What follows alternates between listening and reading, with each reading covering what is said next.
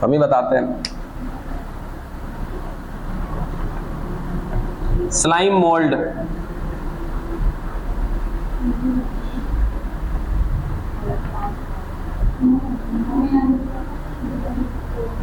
देखिए बात क्या है कि सर नाम में तो हमने लिख दिया कवक, लेकिन उसके बावजूद हम इसको कौन से जगत में रखे हुए हैं? प्रोटिस्टा में। भाई जब इसको प्रोटिस्टा में ही रखना है तो फिर कवक क्यों लिखा? बहुत बड़ा रीजन होगा कि जब इसको प्रोटिस्टा में ही रखना है तो फिर कवक काहे लिखा, और जब कवक लिखा तो प्रोटिस्टा में काहे रखा? सवाल समझ में आ रहा है? चलिए पहला पॉइंट हम देते हैं इसके बारे में, अवपंक कवक के बारे में, कि सर ये जो अवपंक कवक होते हैं ये कैसे होते हैं? ये बात आप सभी को पता है, मृतोपजीवी होते हैं।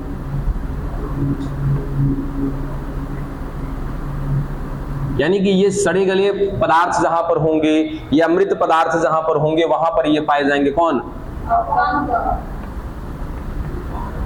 दूसरा, ये बच्चा स्थल पर भी मिलते हैं और जल में भी मिलते हैं। जल और स्थल दोनों जगह पे देखे जा सकते हैं ये, लेकिन ज्यादातर कहां पर मिलते हैं? ये स्थल। और स्थल में भी जो ज्यादातर जहां पे नमी होगी, नमी के साथ साथ सड़ी गले पदार्थें होंगी, उन सड़ी गली पदार्थों पर क्या मिलेंगे? ये ज्यादा से ज्यादा मिलेंगे। मिलने को ये जल में भी मिलेंगे, स्थल पर भी मिलेंगे, लेकिन सबसे ज्यादा स्थल पर। स्थल पर भी कहां पर मिलेंगे? तो सर जहां पर नमी होगी, जहां पर गले सड़े पदार्थ होंगे वहां पर ये ज्यादा से ज्यादा विकसित होंगे। ठीक है, चलो फिर ना कुछ अंतर देखते हैं जरा हम। एक तरफ बताते हैं कि सर एक कवक जिसको हमने बोला है कवक जगत, और एक इसको अवपंक कवक जिसको रखा है हमने प्रोटिस्टा जगत में, इसको समझते हैं थोड़ा सा। ठीक है, पहला बिंदु याद रखिएगा, पहले बिंदु में यह समझ में आ जाएगा कि इसका नाम के पीछे कवक क्यों लगाया गया। ठीक है, तो सबसे पहला बिंदु, सर अवपंक कवक कैसे होते हैं? सेप्रोट्रॉप्स होते हैं, मतलब मृतोपजीवी होते हैं। कवक भी कैसे होते हैं? सर सेप्रोट्रॉप्स होते हैं। यानी कि कवक भी मृतोपजीवी है और अवपंक कवक भी मृतोपजीवी है। यही कारण है कि इसके नाम के पीछे क्या लगाना पड़ा है? कवक लगाना पड़ा। पहला रीजन मालूम चल गया। दूसरा, अब हमें यह समझना है कि जब सर कवक के जैसा रहता है ये, तो फिर हमने कवक की श्रेणी में क्यों नहीं रखा है इसको? अभी भी हम इसको प्रोटिस्टा के अंतर्गत पढ़ रहे हैं, वो नेक्स्ट बिंदु आपको पता चल जाएगा। अगला पॉइंट, सर ये एकल कोशिकीय हैं। ठीक है, और कवक जगत में रखने के लिए किसको रखते हैं हम लोग? बहुकोशिकीय को। पहला कारण मालूम चला इसको कवक जगत में नहीं रखने का, कि सर ये कवक जगत में रखेंगे तो कवक जगत में रखने के लिए क्या बात होनी चाहिए? बहुकोशिकीय। और ये कैसा होता है? एकल कोशिकीय। पहला तो ये कारण है कि हमने इसको कवक जगत में नहीं रखा हो। ठीक है, दूसरा कारण और पॉइंट नंबर 3,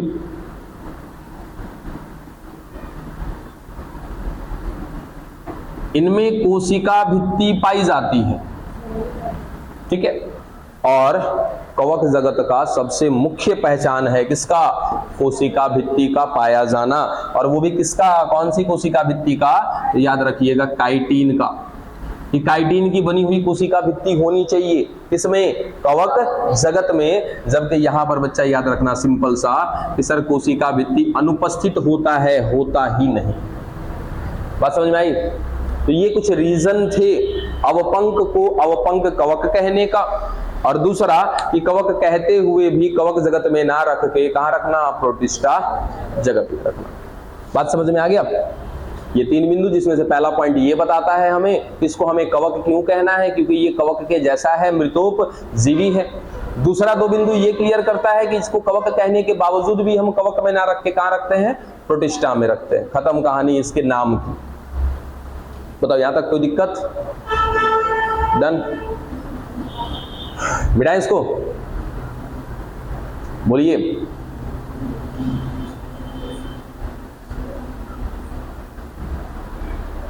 क्या हो गया बताइए?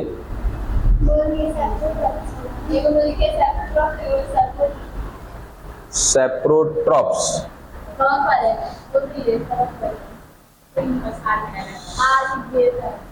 अरे यहाँ पर सॉरी, डन, सेप्रोट्रॉप्स। बेटा इसको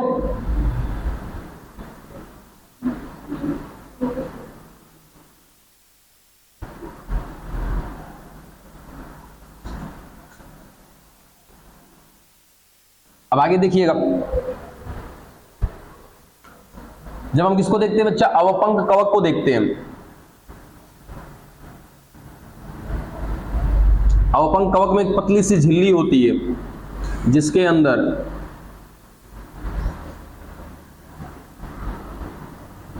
क्या क्या चीजें मिल रही है, देखिएगा। ये क्या है, तो सारे के सारे केंद्रक है। हाँ, इतना सारा, ठीक है।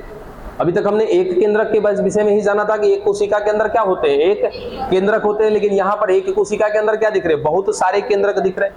ऐसी संरचना को हम क्या बोल सकते हैं कि ये जो अवपंक कवक होता है, ये अवपंक कवक कैसा होता है सर, बहु केंद्रकीय। बहु कोशिकीय किसने बोला, बहु केंद्रकीय है। कोशिका तो अभी एक ही है, इसमें अभी तो लिखा था कि ये कैसा होता है, एकल कोशिकीय होता है, लेकिन कैसा है ये, केंद्रक के मामले में बहुत सारे, इसलिए क्या बोला, बहु केंद्रीय, ठीक है, या केंद्रकीय। दूसरा, इसमें कोशिका द्रव्य मिल रहा है,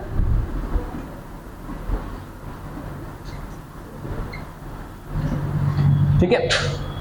अब कोशिका भित्ति की अनुपस्थिति की वजह से हम इसको कहते हैं, इंपॉर्टेंट पॉइंट इसको याद रखिएगा, नग्न जीव द्रव्य, ठीक है। जीव द्रव्य का मतलब क्या होता है कि सर, केंद्रक, कोशिका झिल्ली, कोशिका द्रव्य, इन सबको मिला के क्या बोलते हैं, जीव द्रव्य बोलते हैं, प्रोटोप्लाज्म बोलते हैं। लेकिन इसमें ना बहुत सारे केंद्रक की वजह से और कोशिका भित्ति की अनुपस्थिति की वजह से हम इसको नाम देते हैं क्या, नग्न जीव द्रव्य, ठीक है।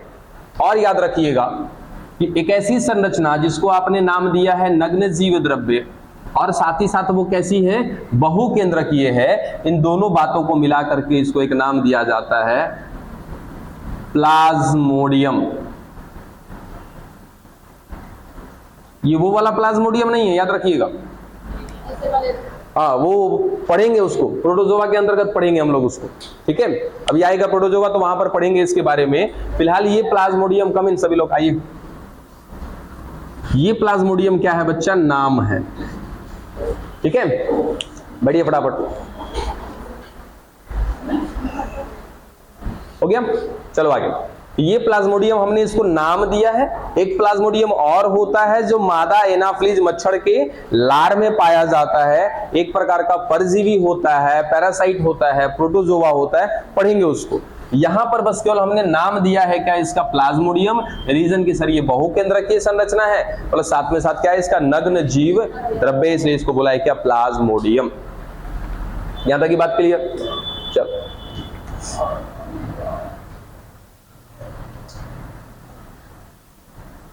इसका जीवन काल देखेंगे अब, सीधा सीधा बिठाएंगे इसको भी।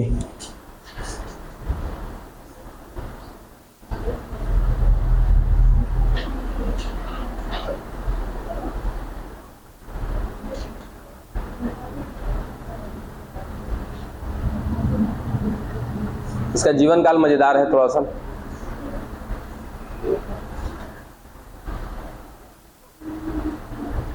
बिठा दे इसको भी, बिठाए ना।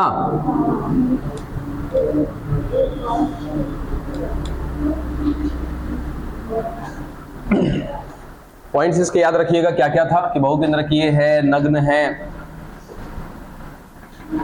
और क्या था, एकल कोशिकीय, फिर कैसा था, मृतोपजीवी, कहां पर ज्यादा से ज्यादा मिलता था, सड़े गले पदार्थों पर। नहीं, मशरूम अलग है, मशरूम कवक में आएगा। ये अवपंक कवक है। अवपंक कवक क्या है, अलग सी श्रेणी है, ठीक है, जो किसके अंतर्गत आता है, प्रोटिस्टा के अंतर्गत आता है। हाँ, एग्जाम्पल, बहुत सारे एग्जाम्पल है, इंतजार करिए, एकदम एग्जाम्पल मिलेंगे, ना का सवाल कहां बनता है।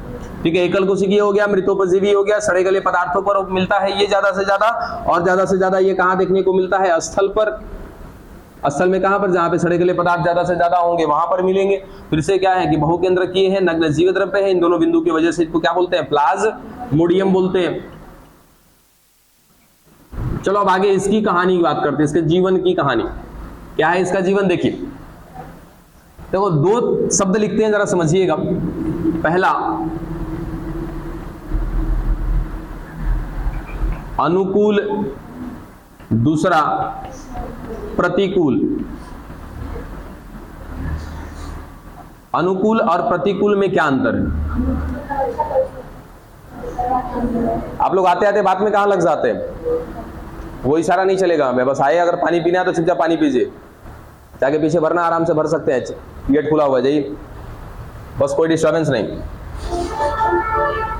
देखिए, अनुकूल परिस्थिति और प्रतिकूल परिस्थिति, ये दोनों की दोनों परिस्थितियां हैं। यदि मैं कहूं कि सब कुछ अच्छा मिल रहा है किसी जीव के लिए, ऐसा नहीं है कि बस किसी एक जीव के लिए बात करेंगे, वो हर एक जीव के लिए, हमारे लिए भी हो सकता है। अगर हमें खाने को सब कुछ मिल रहा हो, जरूरत पे पानी मिल रहा हो, रहने के लिए घर हो, हर जरूरत की चीजें पूरी हो रही है, तो क्या कहेंगे हम कि अनुकूल परिस्थिति है। ठीक है, और यदि मेरी जरूरत नहीं पूरी हो पा रही है तो क्या कहेंगे इसको, प्रतिकूल परिस्थिति। मुझे खाना है, खाना नहीं मिल रहा है, पानी पीना है, पीना पानी नहीं मिल पा रहा है, रहना है, रहने के लिए घर नहीं मिल पा रहा, तो ये सब कुछ क्या है, प्रतिकूल परिस्थिति है। अब जरा मुझे ये बताओ कि जब अनुकूल परिस्थिति होगी उस समय आप अपने आप को ज्यादा अच्छे से रख पाओगे या प्रतिकूल परिस्थिति में ज्यादा अच्छे से रख पाओगे? अनुकूल परिस्थिति में ज्यादा अच्छे से रख पाएंगे। ठीक है, और आपको पता चले कि प्रतिकूल परिस्थिति आने वाली है तो क्या करोगे? पहले से तैयारी करेंगे क्या? ठीक है, बस ऐसे ही तैयारी करता है कौन, अवपंक कवक। जब तक ये अनुकूल परिस्थिति में रहता है सर, उस समय तो दे दनादन अपनी संख्या बढ़ाता रहता है, बिना सोचे समझे खाया जा रहा, पिए जा रहा, क्योंकि खाने पीने के लिए उसको भरपूर मात्रा में क्या मिल रहा है, सड़े गले पदार्थ मिल रहे हैं, अपनी जनसंख्या बढ़ाता जाएगा। कब? जब परिस्थिति अनुकूल होगी, अच्छी होगी तब। ठीक है, अब मेन हमको पढ़ना है किसको, प्रतिकूल परिस्थिति को, कि जब प्रतिकूल परिस्थिति होगी तब ये क्या करने वाला है, उन चीजों को हमें समझना है। मिटा दें क्या इसको?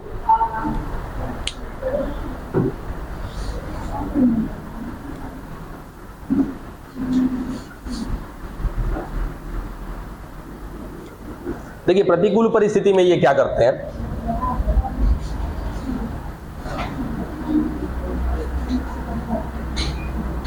ये अवपंक कवक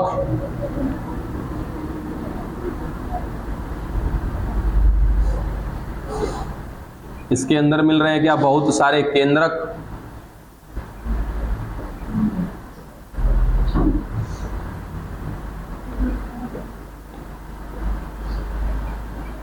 ठीक है, जब अनुकूल परिस्थिति होगी क्या करेगा, अपनी संख्या बढ़ाता जाएगा। ये डन। हम बात किसकी कर रहे हैं, इसकी प्रतिकूल परिस्थिति की, कि जब इसमें प्रतिकूल परिस्थितियां आ जाएंगी,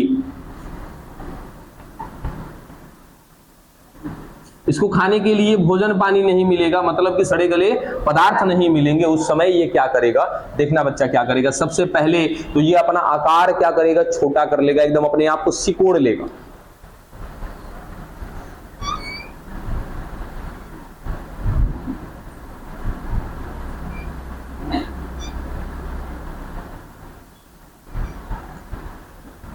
सिकोड़ गया क्या? ठीक है, यानी कि इसने अपनी पूरी संरचना को सिकोड़ करके छोटा कर लिया। अब जैसे ही संरचना बदली, नाम बदल दें, इसको याद रखिएगा, बोलते हैं क्या, फलन काय। हाँ, फलन काय। जब अवपंक कवक प्रतिकूल परिस्थिति में सिकुड़ जाती है, अपने आकार को छोटा कर लेती है, तो बनी हुई संरचना क्या कहलाती है, फलन काय कहलाती है। अब इस फलन काय के अंदर क्या है सर, बहुत सारे केंद्रक मिल रहे हैं।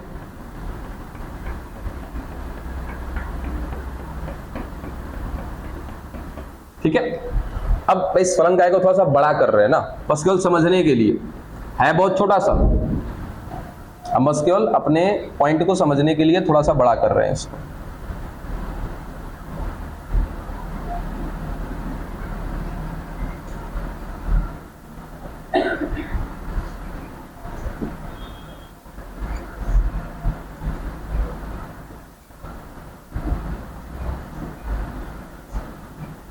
अब सोचो कि शरीर बड़ा रहेगा तब ज्यादा भोजन की आवश्यकता है कि शरीर छोटा रहेगा तब ज्यादा भोजन की आवश्यकता है? ठीक है, इसने क्या कर लिया, अपने शरीर को बड़ा किया कि छोटा किया?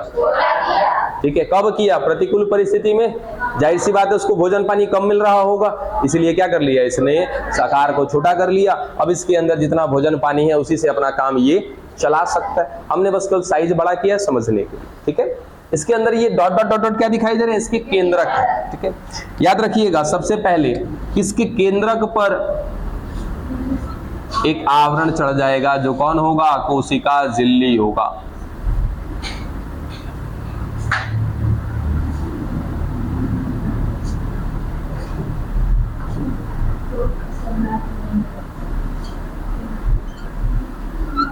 लीजिए, ठीक है, कोशिका झिल्ली का आवरण चढ़ गया।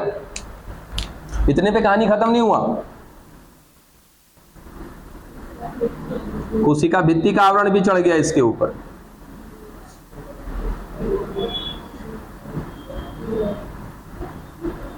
तो टॉपिक्स इतने मजेदार होते हैं ना कि ढंग से समझोगे तो बड़ी मजा आता है, इधर उधर लगे रहोगे तो कुछ समझ में नहीं आता है।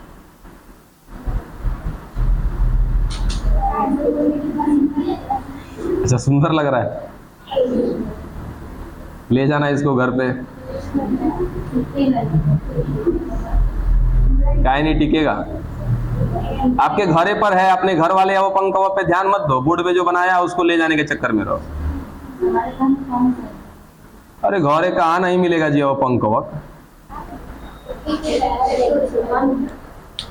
मिलता है घर में, कोई आइटम सड़ा दो। ईस्ट क्या है, ईस्ट कोई सड़ा गला पदार्थ नहीं है, आप काहे ईस्ट पे अटके हुए रहते हो। हाँ है कवक, ठीक है। तो ईस्ट भी क्या करता है कि ईस्ट जिस पदार्थ में डालोगे उस पदार्थ को सड़ा देता है। दोनों में अंतर है, सड़े गले पदार्थ पे मिलना और अच्छे पदार्थ को सड़ा देना, ये दोनों में अंतर है। बात समझे, थोड़ा सा अंतर है। एगो रहिए क्या जी, अब रही बात कि सर इसको कहाँ पे देखेंगे, एगो इसका पॉइंट और लिख लो यहाँ पे। सर किस रंग का होता है, तो याद रखिएगा पीले रंग का होता है। हाँ, ये अवपंक कवक कैसे दिखाई देते हैं, पीले रंग के दिखाई देते हैं। क्या अवपंक कवक को देख सकते हैं, बखूबी देख सकते हैं। आपको सर कैसे देख सकते हैं, क्योंकि ये है तो एकल कोशिकीय, एकल कोशिकीय संरचना दिखेगी कहाँ हमको, जो कोशिका केवल एक हो उसको कैसे देखेंगे हम, नहीं देख सकते हैं सर, इतनी हमारे आंख की रोशनी तेज नहीं है, हमारा आंख है माइक्रोस्कोप नहीं है एक कोशिका को देख पाए हम। हाँ, हम क्या देखते हैं सर, अंग देख पाते हैं। अब सोचो कि अंग कहाँ है सर, कोशिका के समूह से मिलके क्या बना, ऊतक, ऊतक के समूह से मिलके क्या बना, अंग। हम उस अंग को देख पाते, ना तो हम ऊतक देख पाते ना ही कोशिका देख पाते, मगर फिर भी अवपंक कवक दिखेगा। कैसे है, हाँ उसके समूह से। तो हम क्या देखेंगे सर, जब भी ये हमें दिखाई देगा ना, तो इसकी कोशिकाओं का पूरा वहां पे झुंड होगा, समूह होगा, तो ये दिखाई देंगे। क्या करना है आपको, बस रोटी ले लीजिएगा या ब्रेड ले लीजिएगा, उसको पानी वगैरह भिंगा दीजिएगा और उसके बाद उसको रख दीजिएगा। 2-4 दिन के बाद छूट जाएगा, मतलब 2-4 दिन के बाद वो क्या हो जाएगा, सड़ जाएगा। उसमें देखोगे तो पीला पीला सा हरा हरा सा लेयर आ चुका होगा, वो कौन होगा, अवपंक कवक होगा। ठीक है, चलो आगे बात करते हैं इसमें। इसे जब प्रतिकूल परिस्थितियां कोई बात नहीं, फिलहाल जब अनुकूल परिस्थिति थी, ये अपनी जनसंख्या को बढ़ाया जा रहा था, भोजन कर रहा था, जनसंख्या बढ़ा रहा था। जैसे ही प्रतिकूल परिस्थिति आई, इसने अपनी पूरी संरचना को सिकोड़ करके छोटा कर लिया, जिसको हमने नाम दिया क्या, फलन काय। उस फलन काय के अंदर क्या मिले थे सर, बहुत सारे केंद्रक मिल रहे थे। उस केंद्रक के ऊपर सबसे पहले क्या हुआ है, कोशिका झिल्ली का आवरण चढ़ा है,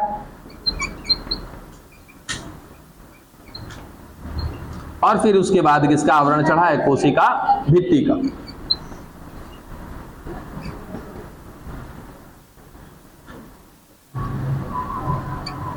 अब आगे की बात सुनना, इस सर कोशिका झिल्ली भी बन गई, कोशिका भित्ति भी बन गई। अब इस प्रकार बनी हुई संरचना को हम नाम देते हैं क्या बच्चा, बीजाणु।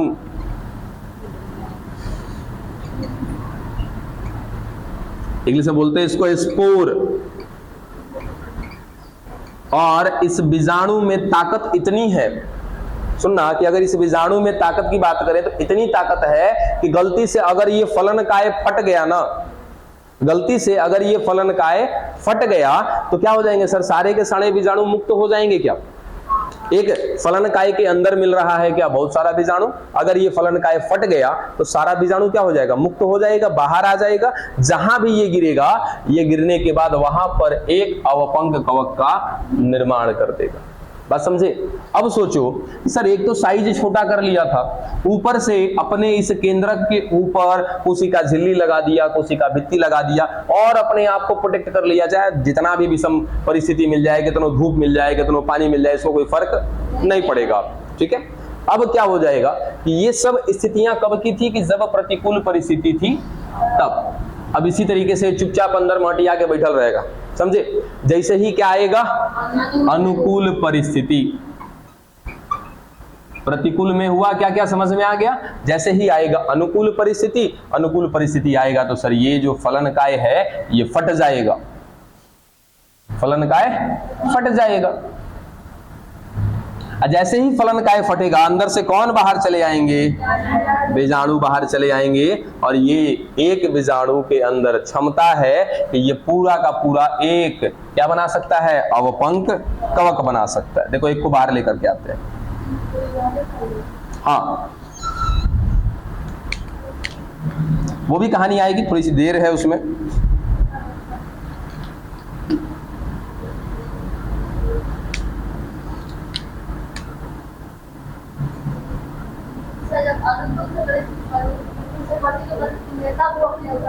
हाँ बिल्कुल, जब अनुकूल, मान लीजिए कि अनुकूल मिल रहा है, खाने पीने को सब कुछ मिल रहा है, कोई दिक्कत नहीं है, लगातार बढ़िया से अपना जीवन बिता रहा है, तब तक अचानक धूप बहुत बढ़ गया, खाने पीने को कुछ नहीं मिल रहा है, तो क्या करेगा सर, अपने आप को सिकोड़ लेगा। सिकोड़ करके अंदर ही अंदर किसका निर्माण कर दिया, बीजाणु का निर्माण कर दिया। ठीक है। अब बीजाणु बन जाएंगे तो इतने छोटे हो जाते हैं कि इनको भोजन पानी की आवश्यकता बहुत कम पड़ेगी। अब प्रतिकूल परिस्थिति में अपने आप को जिंदा रख रहा है। सोचो बाबू, क्या कि हर कोई चाहता है कि हम अपने अस्तित्व को बनाए रखें, कोई नहीं चाहता है कि मेरा अस्तित्व समाप्त हो जाए। देखो पहले भले लोग कह देते कि भगवान हमारा प्राण ले लेता तो बढ़िया, लेकिन ये प्राण अटक जाता है ना, यहाँ कैसे हूँ बचा ला हमरा के बचवा, है ना। तो ये हालत हो जाती है। तो हर कोई चाहता है कि हम बचे रहें यहाँ पे। तो क्या लगता है कि ये अवपंक कवक नहीं चाहेगा, ये भी चाहेगा कि भाई मेरा भी अस्तित्व बचा रहे। तो जब तक सब कुछ ठीक ठाक था तब तक तो ये अपना खा पी रहा था, मस्त मौज कर रहा था, अपनी जनसंख्या बढ़ा रहा था। लेकिन जैसे ही प्रतिकूल परिस्थिति आया, टेंशन में आ गया बेचारा, तुरंत क्या कर लिया, अपने आप को छोटा कर लिया। छोटा करके अपने अंदर मिलने वाले बहुकेंद्रकीय संरचनाओं को बदल दिया किसमें, बीजाणु में। ठीक है सर, ये इसकी प्रतिकूल परिस्थिति, अब उसी के अंदर चुपचाप बैठल है। ठीक, जहिया क्या होगा, जब जिस दिन अनुकूल परिस्थिति मिलेगी, भोजन पानी मिलने लगेगा, अब इसके अंदर अब खुशी का लाहौर हो जाएगा एकदम। क्या करेगा, अब खुशी के मारे सबसे पहले फलनकाय को तोड़ देगा, फलनकाय इसका फट जाएगा। फटने के बाद सारे के सारे बीजाणु क्या हो जाएंगे, बाहर आ जाएंगे। अब बाहर आने के बाद सबसे पहला काम क्या करेगा सर, कोशिका भित्ति को हटाएगा। समझे, क्या करेगा, कोशिका भित्ति को हटाएगा। क्या बच जाएगा अब इसके पास, एक केंद्रक बचेगा और उसके बाद क्या बचेगा, कोशिका झिल्ली। आपने एक ऐसा विभाजन पढ़ा हुआ है जिस विभाजन में क्या होता है, देखो जरा यहाँ पे आपने एक विभाजन देखा हुआ है कि सर ये कोशिका झिल्ली है, ये केंद्रक है, इसमें विभाजन होता है। तो विभाजन के अंदर दो चरण होते हैं, पहला चरण केंद्रक विभाजन, दूसरा चरण कोशिका झिल्ली का, सॉरी कोशिका द्रव्य का विभाजन। ठीक है। तो जब कोशिका के अंदर उपस्थित केंद्रक का विभाजन होगा तो एक से कितने केंद्रक बनेंगे, दो।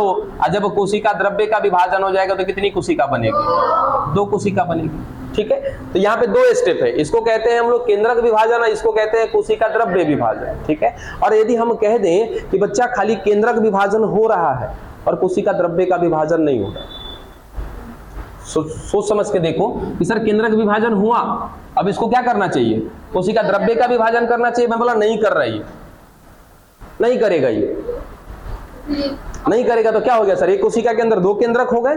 ठीक है। फिर ये कोशिका कुछ समय के बाद क्या हो जाएगी, परिपक्व हो जाएगी। फिर कुछ समय के बाद क्या करेगी सर, अब इसके अंदर दो केंद्रक हैं, अब ये वाला केंद्रक विभाजन करके क्या बनाएगा, दो केंद्रक, ये वाला भी विभाजन करके क्या बनाएगा, दो केंद्रक। फिर से हो गया क्या, केंद्रक विभाजन। अब फिर क्या करना चाहिए इसको, कोशिका द्रव्य का विभाजन, फिर नहीं करेगा, है ना। तो ऐसे करते करते क्या हो जाएगा सर, बहुकेंद्रकीय संरचना बन जाएगा क्या। बस यही काम ये भी करेगा बच्चा। बात समझ में आया कि सर धीरे धीरे क्या करेगा ये, कि कोशिका का विभाजन तो करेगा लेकिन पूर्ण रूप से नहीं करेगा। केंद्रक का विभाजन करेगा, कोशिका द्रव्य का विभाजन नहीं करेगा, तो कुछ समय के पश्चात एक ऐसी परिस्थिति देखने को मिलेगी जिसको हम क्या कह सकते हैं, बहुकेंद्रकीय संरचना या बहुकेंद्रकीय कोशिका। और कौन है ये बच्चा, अवपंक कवक है। ये था इसका क्या, जीवन चक्र। बात पल्ले पड़ी, कैसे अपना ये जीवन बिता रहा होता है, क्या क्या बिंदु है इसके अंदर। सर ये बहुकेंद्रकीय संरचना है, इसमें नग्न जीव द्रव्य पाया जाता है। बहुकेंद्रकीय और नग्न जीव द्रव्य होने की वजह से हम इसको एक नाम देते हैं, वो नाम क्या था इसका, प्लाज्मोडियम।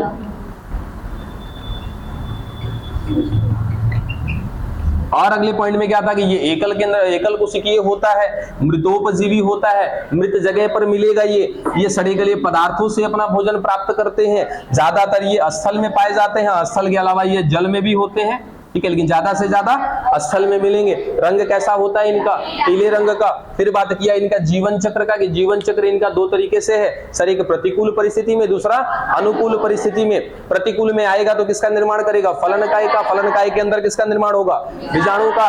और एक एक बीजाणु के अंदर क्षमता है किसका निर्माण करने की, अवपंक कवक का निर्माण करने की। जैसे ही आएगा अनुकूल परिस्थिति, ये फलनकाय को तोड़ देगा। फलनकाय जब टूटेगा तो बीजाणु बाहर आ जाएंगे, और ये बीजाणु क्या करेंगे सर, विभाजन करेंगे, लेकिन पूर्ण विभाजन नहीं होगा, अर्ध रूप से विभाजन होगा, केंद्रक विभाजन होगा, कोशिका द्रव्य विभाजन नहीं होगा। जिसके पश्चात कुछ समय के बाद एक ऐसी संरचना देखने को मिलेगी, एक ऐसी कोशिका जिसके अंदर कोशिका तो एक है लेकिन केंद्रक बहुत सारे हैं। ये आ गया सर वही लक्षण जो किसमें था, अवपंक कवक में था। इसी तरीके से अवपंक कवक अपना जीवन बिता रहा होता है।